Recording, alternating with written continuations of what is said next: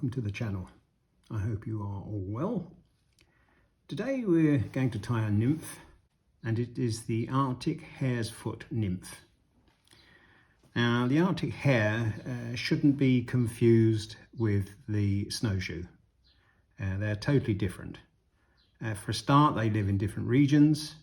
The snowshoe lives in forested areas, and the Arctic hare lives above what they call the tree line. In other words, where it's generally too cold for trees to flourish.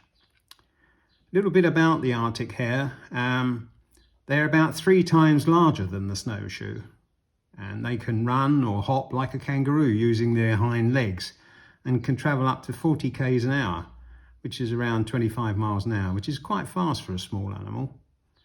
They're not vegetarian. They'll eat fish and meat as well. And their rear feet are extra large to stop them sinking into the snow in winter. And they have fur underneath their foot to insulate it against the cold and snow. So why use Arctic hare fur?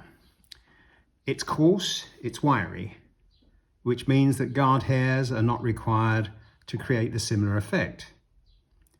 It's durable and it dubs well, although I would suggest that you put some wax on your thread. It comes in varying colours, and this is light brown.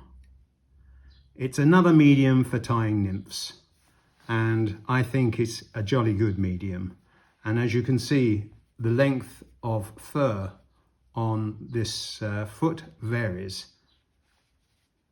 Very, very useful. So let's get into the tying.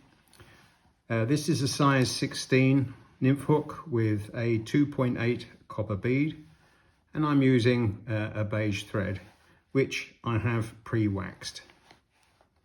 So let's just mount the bead. Now obviously you can tie this in any size and with any type of hook that you feel comfortable with. It's certainly quite versatile in that sense.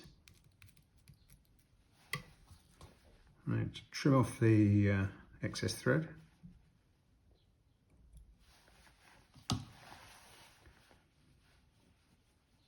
Right, now for the tail I'm going to use coq de lion, medium pardo, and I'll just snip off a few fibres here. Let's just tie these in. Now you don't want this tail too long, so I'm going to pull that back to length and tie down the rest of the fibres to the rear of the fly and trim up the excess. Right, now for the rib, I'm going to use a rose pink holographic, and this is 513. So I'll snip a piece of that off.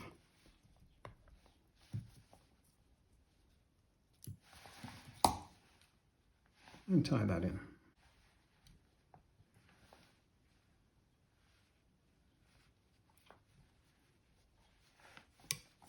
Trim off the excess.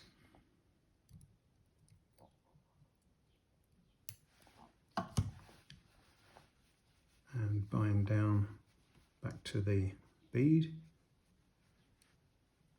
and back down to the rear of the fly.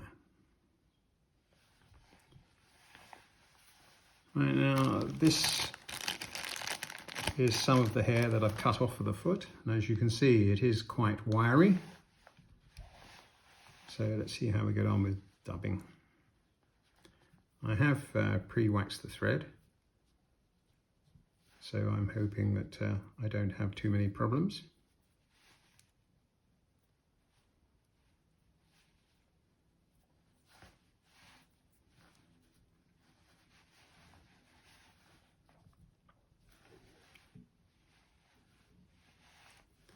I think there's probably a need to constantly tighten up the dubbing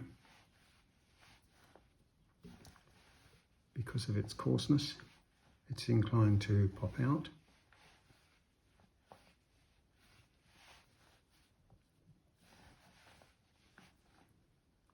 I think that will do for the moment. Now I will rib this in the opposite direction.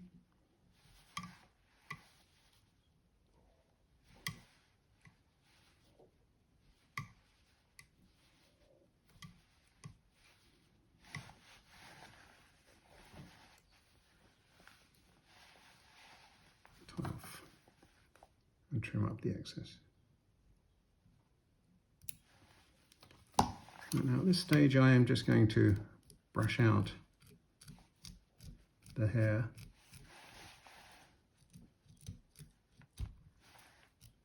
just a little to give it some volume. Right, and now I'm going to put a collar on, exactly the same material.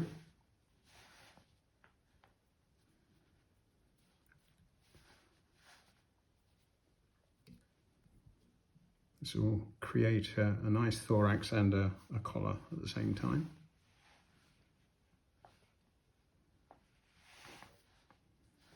A little bit more, I think.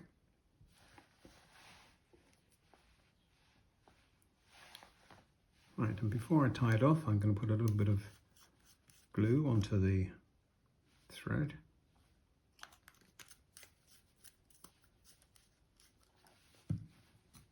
And tie off the fly.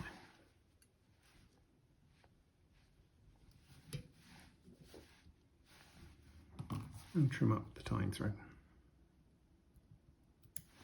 Right, I'm now going to brush out the hair.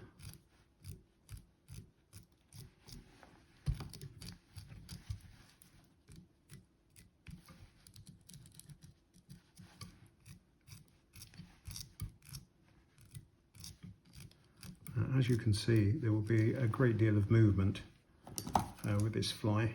I'm just going to trim up some of these longer fibres at the back, below. Bit of hairdressing.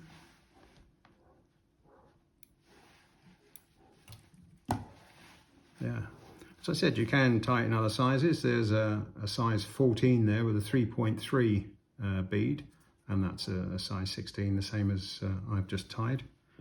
I wouldn't go lower than a 16.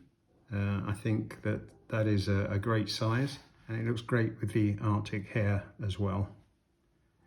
So I hope you enjoyed the tying.